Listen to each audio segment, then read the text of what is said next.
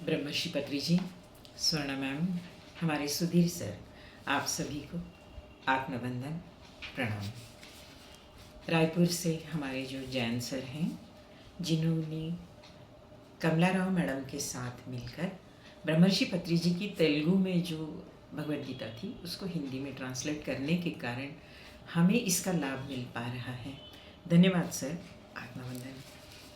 My dear friends, हम 6वां अध्याय आत्म संयम योग, नाम भी बहुत ही सुंदर है। यह ध्यान योग कहा गया है भगवद गीता का, जो जिसमें हमको ध्यान क्या है, ध्यान कैसे करना है, ध्यान के अनेक प्रकार हैं।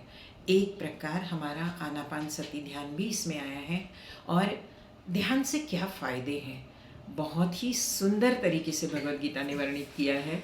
और एक ध्यानी कैसे रहना चाहिए, ध्यानी ने अगर हम में वो क्वालिटी नहीं है तो हम वो क्वालिटीज़ डेवलप करेंगे। माय डियर फ्रेंड्स, क्या है ध्यान, कैसे होना चाहिए एक ध्यानी, एक योगी ने। ध्यान करते करते हम योगी बन रहे हैं, तो हम योगी कैसे होने चाहिए, क्या हमारे अंदर क्या क्वालिटीज़ रहनी चाहिए, ये सब 10वें श्लोक से 15वें श्लोक तक दिया है।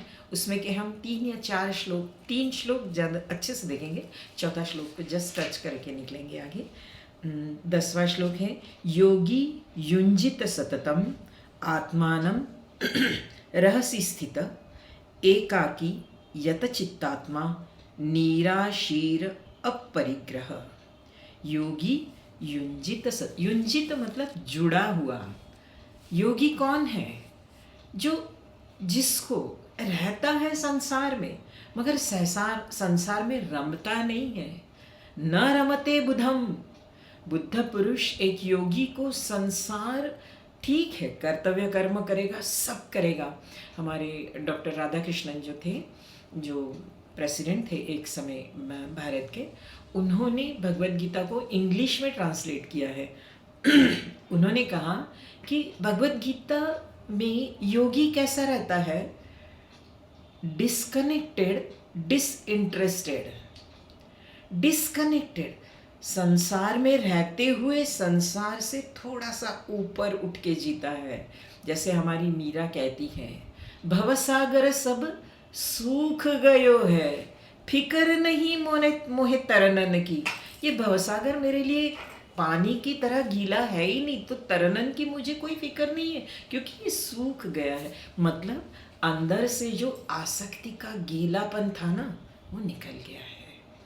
कामना का जो गीलापन था, ममता का जो गीलापन था, वो पूरी तरह से हट गया। इसका मतलब ये नहीं कि हम रसपूर्ण जीवन नहीं जी रहे हैं, हम सब कर रहे हैं, हम सब चीज़ का आनंद भी ले रहे हैं, मगर उसमें रम नहीं रहे।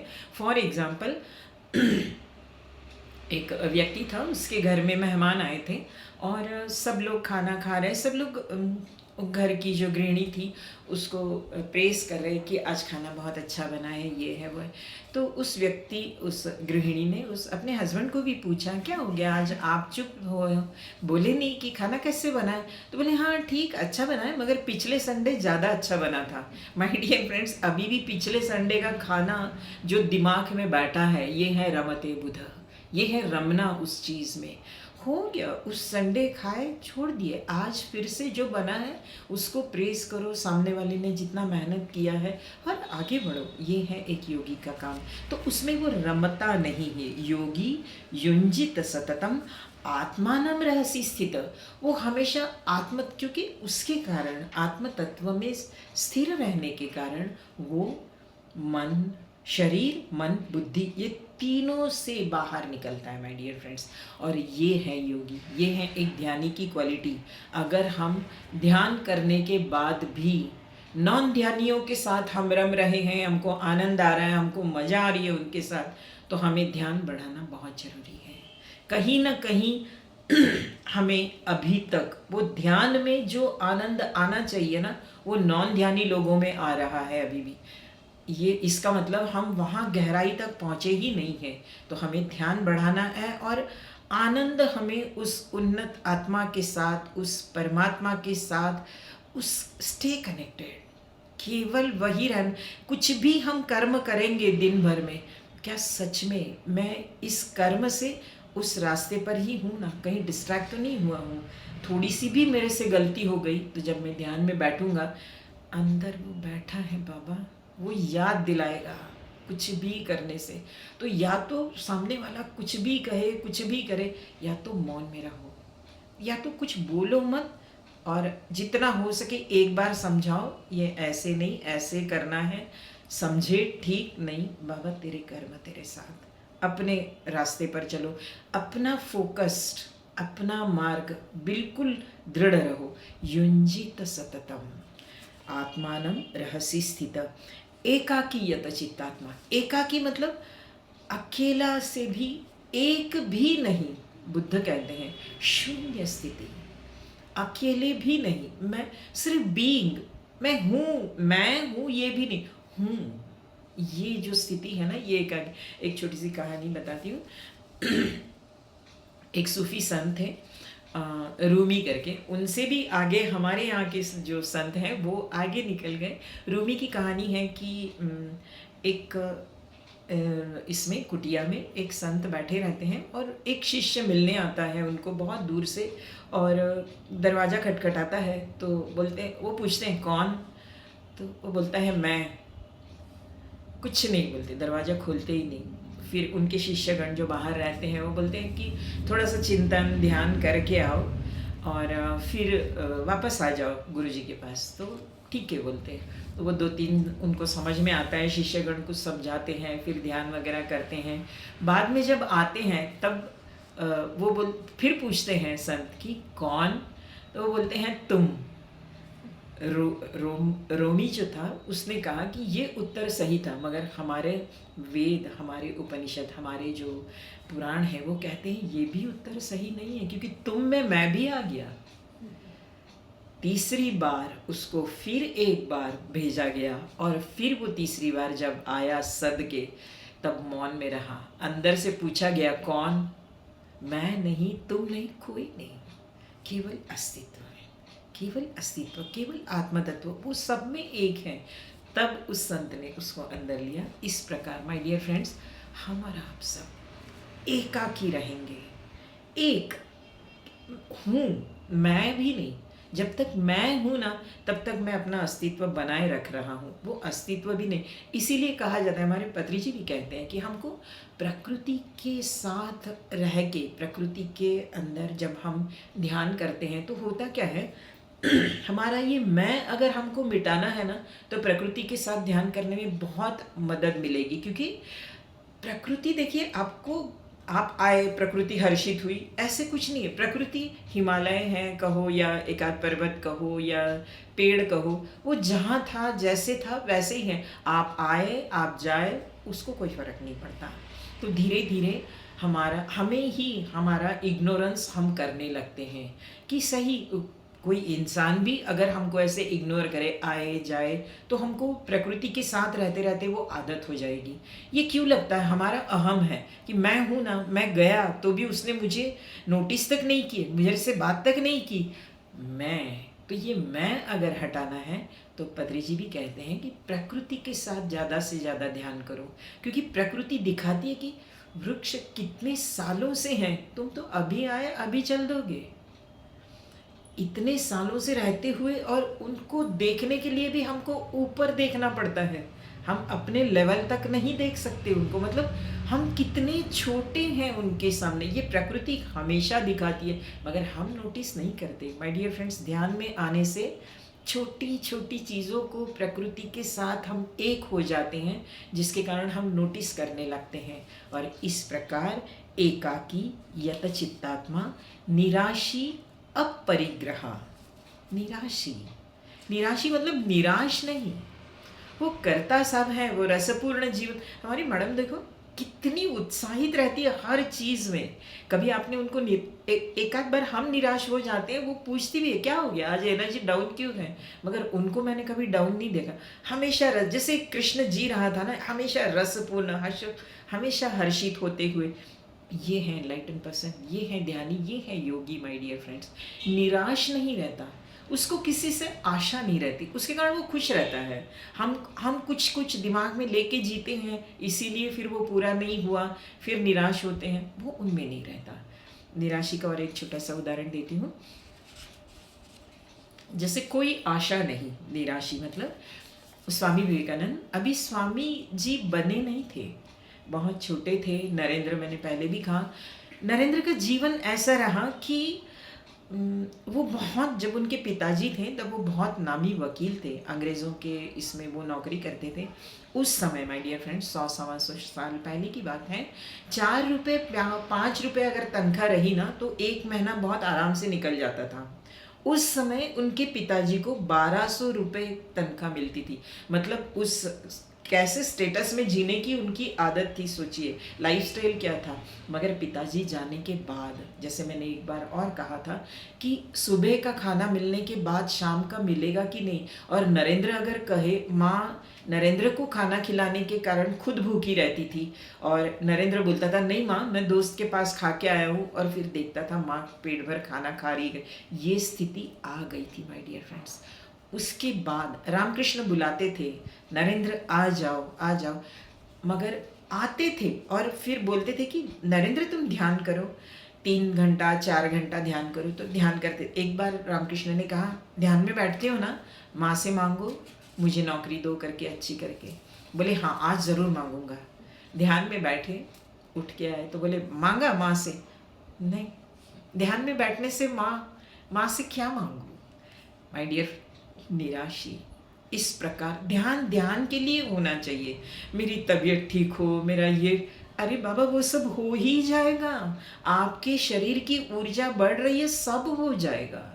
हर प्रॉब्लम सॉल्व, सच कहे तो प्रॉब्लम सॉल्व होंगे कि नहीं नहीं पता, मगर प्रॉब्लम नहीं लगेंगे।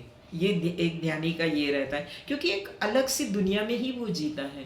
फिर प्रॉब्लम्स उसके सामने ऐसे, जैसे एक फिल्म चलती है ना पर्दे के ऊपर, वैसे उसके सामने उसका जीवन चलता है। वो ज़्यादा बॉदर नहीं करता, वो ठीक है चलता रहने, ये एक हमारी भी आत्मा का एक अनुभव मिल रहा है शरीर को, इस प्रकार वो सोचता है। तो ध्यान से क्या नहीं होता। निराशी कैसे रहता है योगी? निराशी और अपरिग्रह, कुछ भी नहीं रहते हुए आनंदी रहते हैं। हमारे महाराष्ट्र के संत हैं तुकाराम महाराज, बहुत गरीबी थी, वो एक्चुअली थे बहुत बड़े व्यापारी। एज यूजुअल हमेशा परीक्षा ली ही जाती है, उसमें वैसे भी उनका हुआ, दिवालिया निकला, क्योंकि वो खुद ध्यान नहीं देते थे अपने व्यापार में, वो पूरे लगे हुए थे भक्ति में, जो उनका ये था, तो कीर्तन में। तो ऐसे करते करते पूरी तरह से ये हो गया। जब उस समय शिवाजी महाराज थे महाराष्ट्र में, शिवाजी महाराज को जब पता चला कि ये इतने बड़े संत हैं और उनको ये मतलब इतनी दरिद्रता में जी रहे हैं, 3 बच्चे हैं उनके, तब उन्होंने कुछ भेजा उनके लिए। उस समय महाराष्ट्र में नजराना कहते हैं, कुछ सोने चांदी के सिक्के वगैरह भेजे। जब उनके घर आए तब वो बोले, ये उनको पूछा ये क्या है, तो बोले नहीं ये महाराज ने भेजा है। किसके लिए? बोले आपके लिए। मेरे लिए? उन्होंने वो सब विट्ठल की पूजा बहुत करते थे, विट्ठलनाथ जी के सामने रखा और बोला कि विट्ठला फिर से उस शिवा को बुद्धि मत दे मेरे घर ये सब भेजने की। मैं क्या इसके लिए आया हूँ? मैं इसके लिए जी रहा हूँ? और फिर उन सैनिकों को बोले क्षमा करें, आप ये सब ले जाइए, मुझे इसकी ज़रूरत नहीं है, मैं जो हूँ उसी में मैं खुश हूँ, मुझे ये सब नहीं चाहिए, और आज नहीं तो कल मुझे इसको लौटाना पड़ेगा, मैं कहाँ से लौटाऊँगा? ये है निराशी अपरिग्रह। माय डियर फ्रेंड्स, एक योगी के थोड़े से लक्षण हैं ये। अगला जो है कि ध्यान करते समय, योगी अब योगारूढ़ हो गया है, मगर उसने ध्यान किया, कैसा होना चाहिए माहौल ध्यान करते समय, और कैसे बैठना चाहिए, कैसे रहना चाहिए। ध्यान की गहराई में जाने के लिए 3 श्लोक हैं, बहुत महत्वपूर्ण है एक ध्यानी के लिए। गीता क्या कहती है ध्यान के बारे में, ये हम देख रहे हैं। शुचौ देशे प्रतिष्ठाप्य स्थिरम आसनम आत्मन। श्लोक नंबर 11 है, ना अति उच्छ्रितम नाति नीचम चैलाजीन कुशोत्तरम, चैलाजीनम, चैलाजी च एलम अजिनम, अजिन कुश उत्तरम, मतलब शुचौ देशे। मुझे आशा मैडम ने एक बहुत अच्छा ये मैसेज किया था गंगा नदी के बारे में, बहुत अद्भुत अद्भुत था वो मैसेज। शुचौ देशे मतलब पवित्र जगह, देश मतलब जगह, हमारे ही घर में माय डियर फ्रेंड्स, हो सके तो, पॉसिबल है तो एक कॉर्नर हम ऐसा रखें जहाँ पवित्र हो। मतलब पवित्र मतलब मैं ये नहीं कह रही हूँ कि देखिए स्वच्छता और पवित्रता ये दोनों चीज़ें होनी चाहिए। आजकल आप अगर अच्छे अच्छे हॉस्पिटल्स में जाओगे तो स्वच्छता बहुत रहती है, 3-3 4-4 बार पोछा लगता है, सब क्लीनिंग होता है, बहुत बढ़िया लगता है, एकदम ऐसे लगता है कि आप 5 स्टार रूम में हो, 5 स्टार होटल के, मगर पवित्रता नहीं रहती वहाँ पे। स्वच्छता ज़रूर रहती है, तो केवल स्वच्छता नहीं, पवित्रता। पवित्रता किससे आएगी? हमारे विचारों से, या हमारे पास जो मिलने आ रहे हैं। आपने एक रूम बनाई है जहाँ आप ध्यान के लिए बैठ रहे हैं, भजन के लिए, जो भी आप उन्नत स्थिति पाने के लिए जो भी आप कर रहे हो, उस स्थान में आप अगर बैठ रहे हो, वो स्थान आपने बनाया है, तो आपकी ये जिम्मेदारी बनती है कि कोई भी वहाँ पे आए और ऊट पटांग बातें करने लगे तो चलो यार थोड़ा सा हॉल में बैठते हैं अपन, उसको उठा के वहाँ से निकालना है। क्योंकि माय डियर फ्रेंड्स, वो ऊर्जा, वो ऊर्जा आपकी ऊर्जा को भी करेगी, नीचे खींचेगी, और उस स्थान को भी पवित्रता से थोड़ा सा दूर करेगी। तो हम उस स्थान, जितना हो सके हम अपने आसपास, हम अगर सही ध्यानी हैं तो हम ध्यानी लोगों के साथ ही रहे, और अगर हमारे घर वाले भी नहीं सुन रहे हैं तो हम उनके साथ हॉल में बैठे एंजॉय करें जो करना है, मगर फिर अपने जगह पे आके उसकी पवित्रता हम मेंटेन करें। क्योंकि हमारी एक एनर्जी है, वो we are the bundle of energy. हमारा शरीर जो है ना, एक एनर्जी का बंडल है वो, और वो एनर्जी को कॉन्जर्व करने के लिए, उस एनर्जी को बचाने के लिए भी हमको प्रयास करना है। उसको बढ़ाते हैं हम ध्यान से, मगर वो कई तरीके से लीक हो सकती है। किसी के साथ उटपटांग बातें करने से एनर्जी हम लूज़ कर रहे हैं, और फिर वो एनर्जी गेन करने के लिए सोचो कितना मेहनत करनी पड़ती है। मेरी भांजी बहुत ज़्यादा ध्यान नहीं करती, मगर कभी कभी फ़ोन पे ऐसी बातें निकलती है तो वो फट से बोलती है, संध्याता नहीं अपन ये बात नहीं करेंगे, अपने को एनर्जी गेन करने के लिए कितनी मेहनत करनी पड़ती है ना, मगर ये बात करने से फट से एनर्जी डाउन होगी। सही बोली यार, एकदम अलर्टनेस, अवेयरनेस बहुत ज़रूरी है कि शुचौ देशे, ये भगवत गीता कह रही है कि शुचौ देशे प्रतिष्ठाप्य, उस जगह को हमको पवित्र रखना है, और उस जगह पे बैठ के हमको ध्यान करना है। क्यों हम मारुति ध्यान केंद्र में आते हैं, क्यों लोग आ रहे हैं? क्योंकि वो जगह ऐसी बनाई गई है कि वहाँ आप बस एंटर करिए, आपको एक अलग एनर्जी महसूस होगी, एक पवित्रता, एक स्वच्छता, एक विचारों की स्वच्छता, केवल ज़मीन की और वस्तुओं की स्वच्छता नहीं, विचारों की भी स्वच्छता बहुत मायने रखती है माय डियर, वो ज़्यादा इफेक्ट करती है हमारे ऊपर।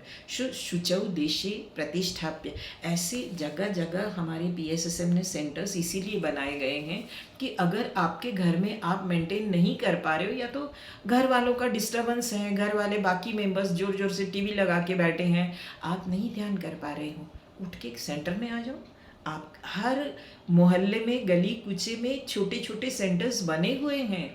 हमारी सुनीता साहू मैडम रुआबांदा सेक्टर में चलाती है, हमारी रितु मैडम तालपुरी सेक्टर में चलाती है, तारकेश्वरी मैडम प्रयास कर रही हैं वहाँ आत्मानंद गार्डन में, नीलम मैडम तो रोज़ सेवा दे रही हैं। एक तरह ऐसे कई छोटे छोटे छोटे क्यों बनाए गए हैं?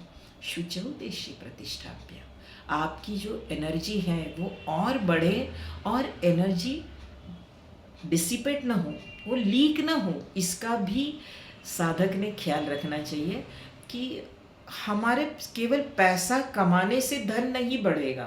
पैसा आप कैसा खर्च करते हो, इससे भी आपका धन बढ़ सकता है। आप कमा बहुत रहे हो मगर आप अगर खर्च बहुत ज़्यादा कर रहे हो तो धन नहीं बढ़ेगा। ये जल्दी समझ में आएगा हमको एनर्जी से ज़्यादा, क्योंकि हम पैसे के साथ रहते हैं ना। इसी प्रकार हमारी एनर्जी अगर बढ़ानी है, गंगा जी के बारे में उन्होंने ये किया था कि अनेक साधु संत, अनेक योगी उस गंगा तट पर रह रहे हैं। कई योगी अपना शरीर छोड़ छोड़ के जा रहे हैं। उस समय एक अणु भी जब विस्फोट होता है ना, तो इतनी energy, my dear friends, Hiroshima Nagasaki में 22,000 लोग एक अणु के डिस्ट्रैक्शन से मरे हैं, एक सेकंड में।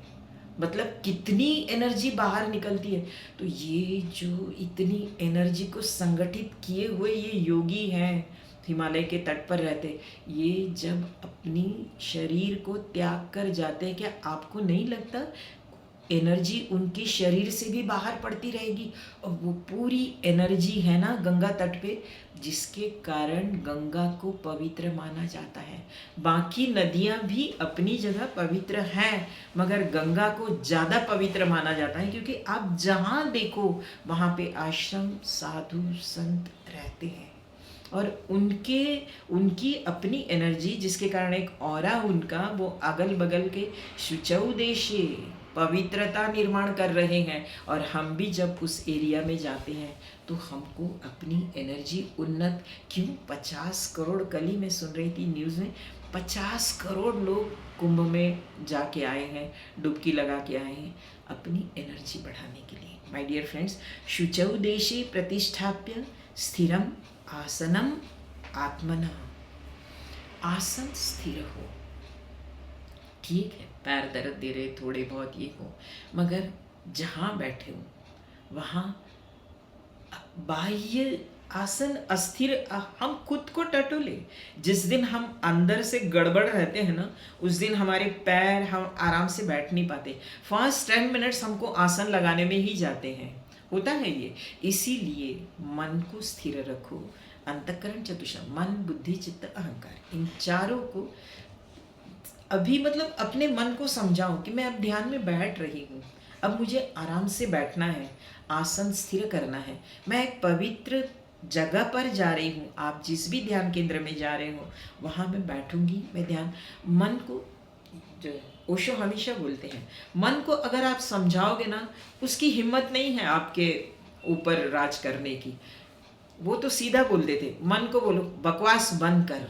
अगर मन इधर उधर जाने लगेगा ना, जोर से बोलो उसको, मन ही मन बोलो, तो वो सुन लेगा आपकी। शुचौ देशे प्रतिष्ठाप्य स्थिरम आसनम आत्मनः, ना अति उच्छ्रितम, ज़्यादा ऊंचा भी न रहे, ना अति नीचम, ज़्यादा नीचे भी न रहे, चैलाजीन कुशोत्तरम। आसन को बहुत ऊंचा या बहुत, पत्री जी ने भी अपने इसमें बहुत अच्छे से लिखा है, चैलाजीन कुशोत्तरम मतलब पहले के ज़माने में, माय डियर फ्रेंड्स, अपने जैसे ज़मीन सीमेंटेड वगैरह नहीं था, उबड़ खाबड़ ज़मीन पे योगी बैठते थे, 5000 साल पहले की बात है ये। तो उस समय 3 प्रकार के आसन बिछाए जाते थे ज़मीन पर। हमारे पूर्वज भी देखो, हम पूर्वज कहो या घर में जो बुज़ुर्ग हैं, वो हमेशा बोलते ज़मीन पर मत बैठना, कुछ बिछा के बैठो। क्यों बोलते हैं? हम अगेन आई टेल कि हम एक ऊर्जा के बंडल हैं। ज़मीन की आदत है वो खींचती है, आपकी ऊर्जा खींचने से ऊर्जा कम होगी। इसीलिए आप ज़मीन, सीमेंट पर, सीमेंटेड ज़मीन पे 10 मिनट लेटो और खड़े रहो, आपको थकावट हुई जैसे लगेगा, क्योंकि ज़मीन आपकी ऊर्जा खींच रही है। वही कुछ नहीं तो चटाई बिछा लो, उससे क्या हो, ये सब चीज़ें जो है ना, ये इंसुलेटर्स हैं, मतलब विद्युत प्रवाह इनसे बहता नहीं है ज़मीन तक। आपका विद्युत प्रवाह, आपकी ऊर्जा आपके अंदर ही रहेगी, ज़मीन में नहीं आएगी वो। इसीलिए चैलाजीन कुशोत्तर मतलब पहले कुश एक अलग प्रकार की घास है जो बिछाई जाती थी, जिससे क्या होता था कि ज़मीन की नमी जो है वो हम तक ना पहुँचे, वो घास को रोक लेती थी। उसके बाद मृगछाला बिछाई जाती थी, मृग को मार के नहीं, जो मरे हुए मृग हैं उन्हीं का ये करके मृगछाला बनाई जाती थी और उसको बिछाया जाता था। उसके ऊपर एक आध वस्त्र बिछा के बैठा जाता। इसीलिए कि हमारे अंदर की ऊर्जा ज़मीन में न जाए, ऊर्जा कम न हो। पहले के ज़माने में ये था। अभी तो कोई दिक्कत ही नहीं है। हम थोड़ा ऊंचे, एकदम नीचे नहीं बैठना है, क्योंकि नीचे कीड़े मकोड़े सब घूमते रहते हैं, काटने से हमको डिस्टर्बेंस हो सकता है। इसलिए थोड़ा सा ऊपर बैठो। और चैलाजी न कुशोत्तरम, मतलब कुश की मृगछाला और वस्त्र बिछे रहते, ये सब ऊर्जा के कंडक्टर्स नहीं है। मतलब आपकी शरीर की ऊर्जा आप में ही रहेगी। इसलिए ये तीनों बिछा के पहले के ज़माने में योगी आसन को स्थिर करके शुचौ देशे, पवित्र जगह पर बैठते थे। इसके बाद का श्लोक है 12वां श्लोक। तत्र एकाग्रम मन कृत्वा यतचित्तेन्द्रिय क्रिय उपविश्यासने युञ्जात् योगम आत्मविशुद्धये। तत्र एकाग्रम मनः कृत्वा, अभी मैंने जैसे कहा कि अपने मन को समझाओ कि अब बस, अब इधर उधर जाना नहीं है, अब एकाग्रता से बैठना है। तत्र एकाग्रम मनः कृत्वा। माय डियर फ्रेंड्स, बाहर बहुत घूम लिए, अंदर की गुफा में जाना है। ये अपने मन को समझा कर बैठना है कि मैं अब अंदर की गुफा में जा रहा हूँ और अंदर ही रहूँगा। बाहर जो हो रहा है मुझे उससे कोई मतलब नहीं। जब हम ध्यान में बैठते हैं ना, एक तो बहुत अच्छी बात है कि हम आई पिरामिड लगा के बैठते हैं, मगर लोग आई पिरामिड से भी देखने की कोशिश, वो सब न करें।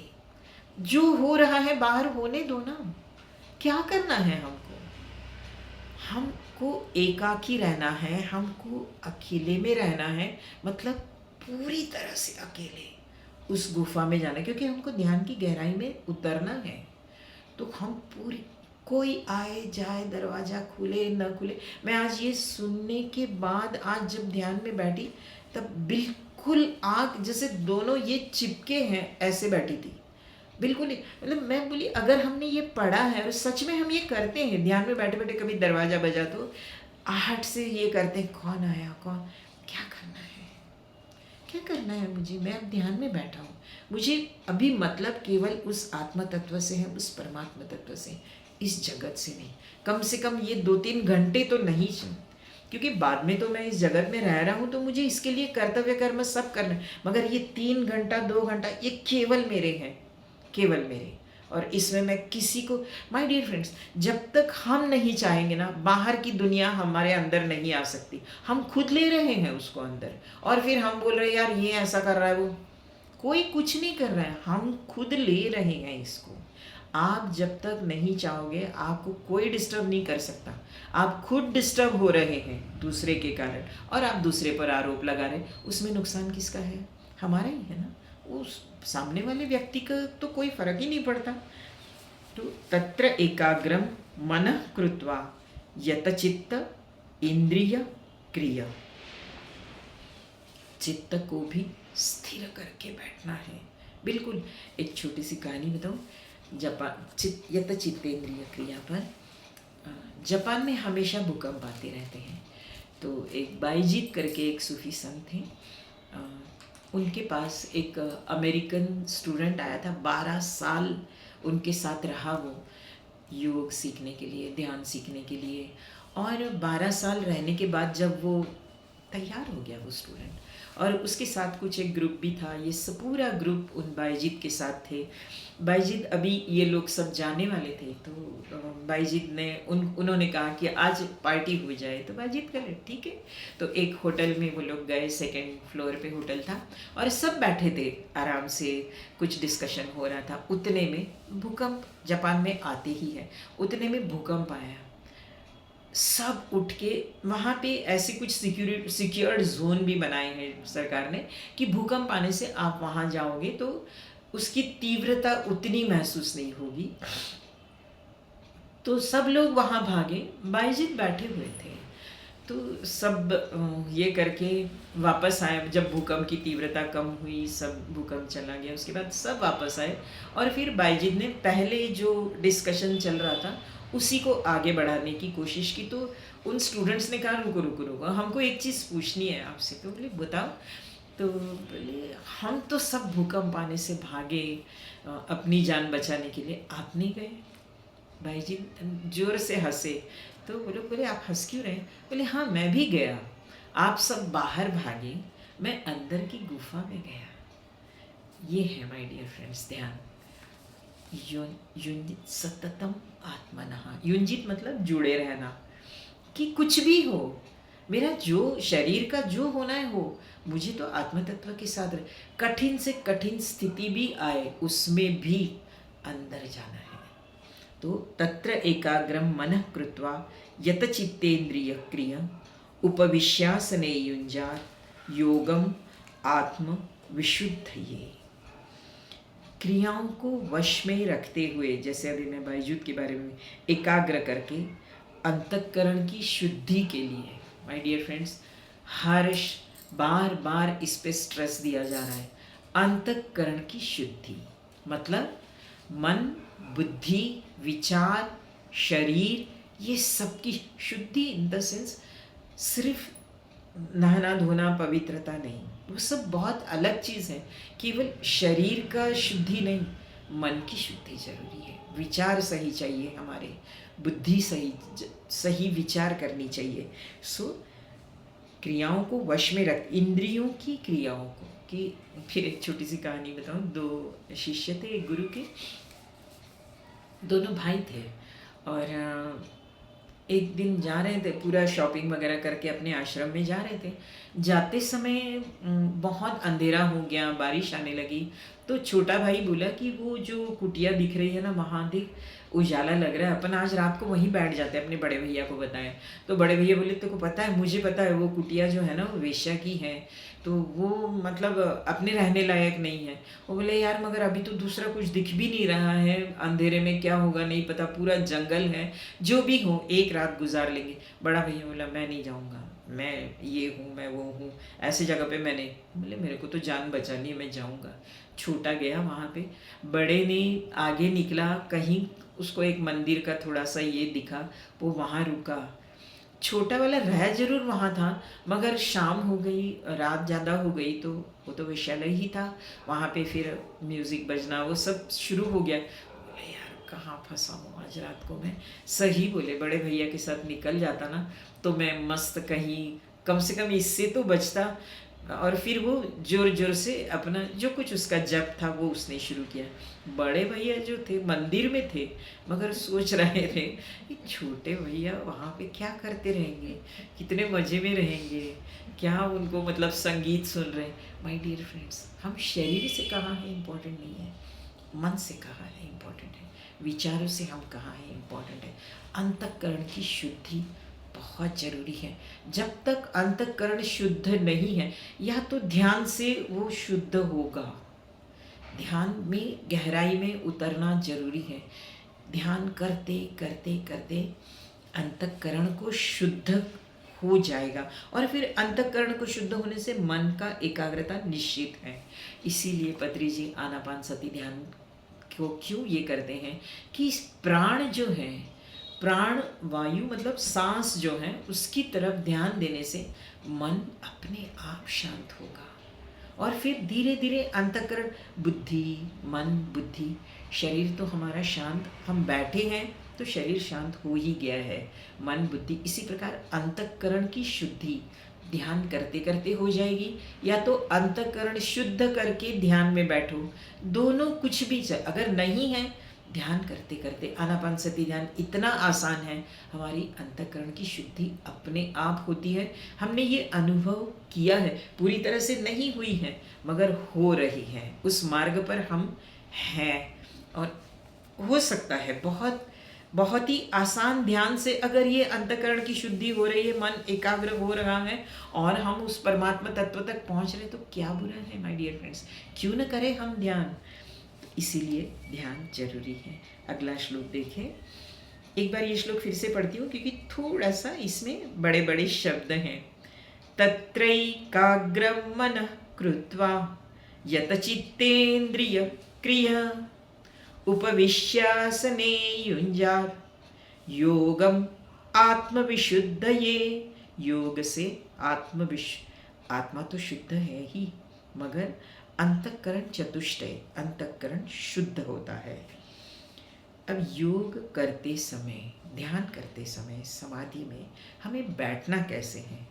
देखिए कितनी छोटी छोटी बारीकी से हर चीज़ बताई जा रही है गीता में।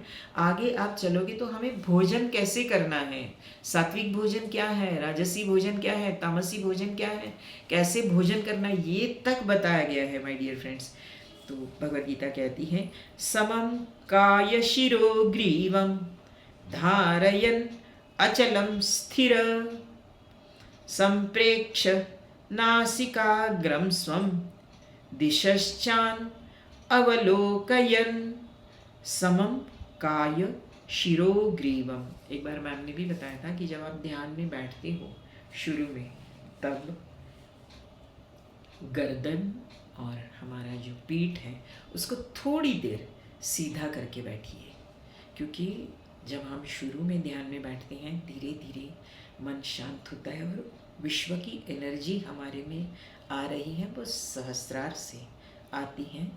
तो वो थोड़ी देर तक आप सीधा बैठिए। जो अंदर आना एक बार शुरू हो जाता है तो वो फिर अंदर आने लगती है।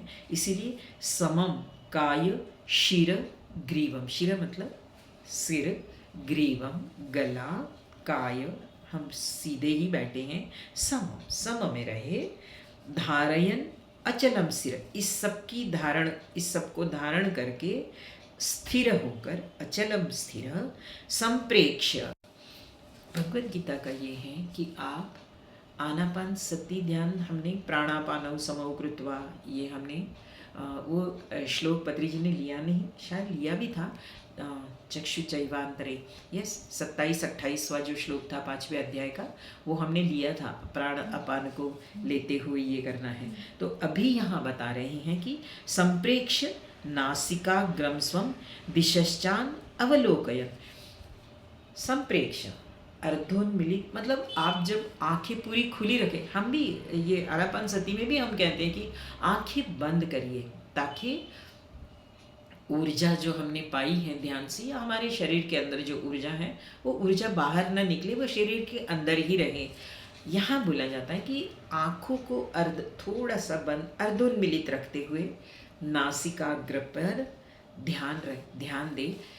थोड़ा सा, थोड़ी देर आप करोगे ना, ये मैंने ये करके देखा है, तो थोड़ी देर करके देखोगे ध्यान, ये सब अनुभव की चीज़ है, ये सिर्फ पढ़ने की या सुनने की चीज़ नहीं है माय डियर फ्रेंड्स।